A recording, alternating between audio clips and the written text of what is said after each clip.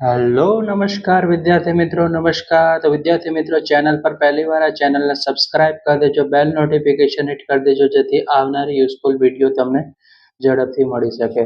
તો વિદ્યાર્થી મિત્રો આજે આપણે દ્વિતીય સત્રમાં વિકાસ મૂલ્યાંકન લક્ષી અસાઇનમેન્ટ ધોરણ 6 નું સંસ્કૃતનું આજે જોવાના છે. વિદ્યાર્થી મિત્રો તો સૌથી પહેલા ચેનલને સબસ્ક્રાઇબ કરી દેજો અને વિડીયો મિત્રોને શેર કરી દેજો. તો પ્રશ્ન 2 પાઠના આધારે યોગ્ય શબ્દ વડે ખાલી જગ્યા પૂરો. 9 માંથી ગમે તે 8 પૂરવાની છે. તવમ વામમ પાદમ. તો સૌથી પહેલા શું આવશે? પહેલું આવશે પુરુષ કુરુ. પુરુષ કુરુ, રાઈટ. પુરુષ કુરુ આવશે. સર્વમ ગાયમ. તો શું આવશે? મિલિત્વા. મિલિત્વા.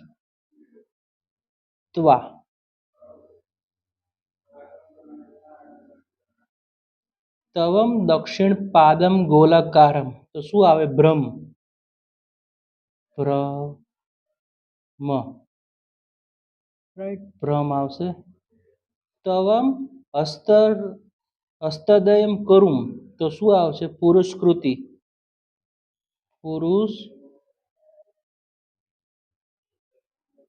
પુરુષ કરોતિ. પુરુષ કરોતિ.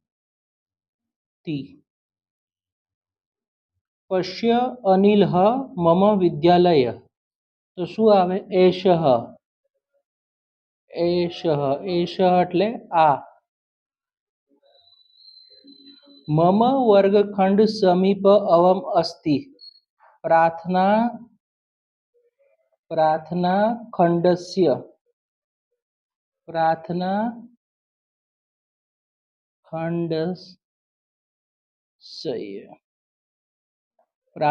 ખંડસ્ય.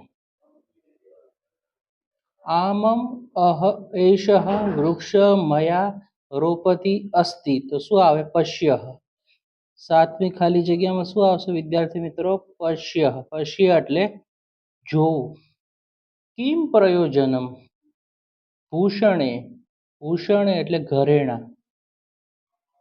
ભૂષણે એટલે ઘરેણાં, રાઈટ. કો ભેદઃ કાકપિક્ય.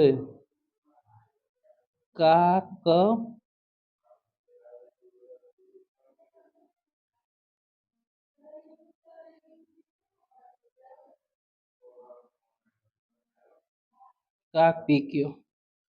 ધારાયા સખી મમતા ખાલી જગ્યા પર્ણાની આનયતિ. તો શું આવે? અમ્રપાલી વૃક્ષસ્ય. આમ્રપાલી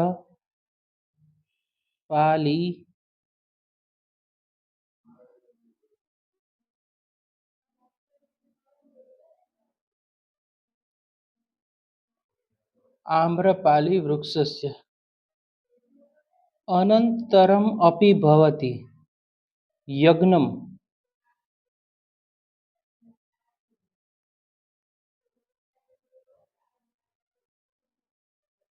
યજ્ઞમ. ખાલી જગ્યા સત્પુરુષ એવમ. તો વૃક્ષા. શું આવશે વિદ્યાર્થી મિત્રો?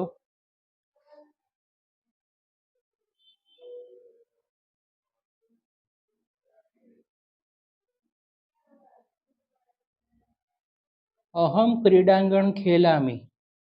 વિરામ સમય. બરાબર. મોસ્ટ આઈએમપી ખાલી જગ્યા છે. પૂછાશે 110%. વિરામ સમય એટલે રિસેસના ટાઈમ. વિદ્યા ખાલી જગ્યા શોભતી. વિનયન. Most IMP. વિનયન. વિનયન, રાઈટ વિદ્યાર્થી મિત્રો. તો આ ખાલી જગ્યા હતી. હવે આપણે 15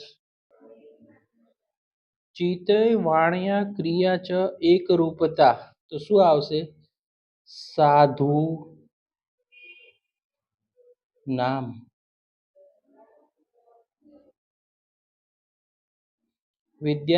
વિદ્યાર્થી ખાલી જગ્યા સુખમ. તો વિદ્યાર્થીને શું શીખવું પડે? ત્યજતે, ત્યજતે. ધારા અતિ આનંદમ, આનંદમ અનુભવતી,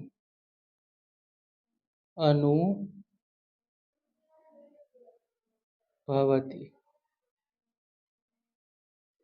ખાલી જગ્યા એવં જયતે, સત્યમ.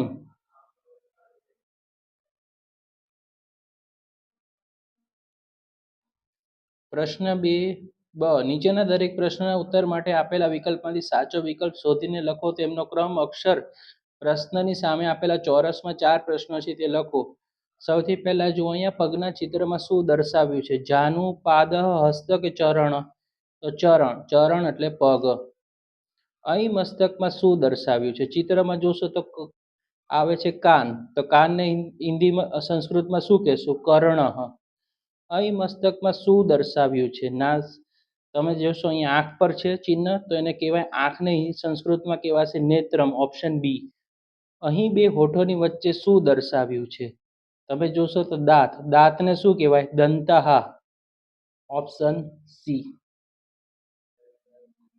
અહીંયા ધડના ચિત્રમાં શું દર્શાવ્યું છે? જો તમે જોશો તો તમને દેખાશે પેટ, પેટને સંસ્કૃતમાં શું કહેવાય? ઉદરમ. અહીં પગના ચિત્રમાં શું દર્શાવ્યું છે? પાદ, પાદહ એટલે પગ. અહીં મસ્તક પર શું દર્શાવ્યું છે? તમે જોશો તો અહીંયા તમને દેખાશે હોઠ, હોઠને કહેવાય ઓષ્ટહ. રાઈટ. નીચેના ચિત્ર સામે સંસ્કૃત શબ્દમાં લખો. તમે અહીંયા જોશો તો આ મસ્તક છે તો મસ્તકમ લખ્યું. બીજું ચિત્ર દાંત છે જેને દંતહા કહેશું. પછી આ બે હોઠો છે જેને કહેવાય દ્રો ઓષ્ટો, દ્રો ઓષ્ટો. કાનને કહેશું કર્ણઃ, આંખને કહેશું નેત્રમ. પછી જે હથેળી છે, રાઈટ, આપણે હથેળીનો ભાગ છે તેને કહેશું કરતલમ, રાઈટ, કરતલમ. અને જે પગ છે એને કહેશું ચરણ. તો વિદ્યાર્થી મિત્રો, વિડીયો પસંદ આવે વિડીયોને લાઈક કરી દેજો, ચેનલને સબસ્ક્રાઈબ કરી દેજો, બેલ નોટિફિકેશન હિટ કરી દેજો.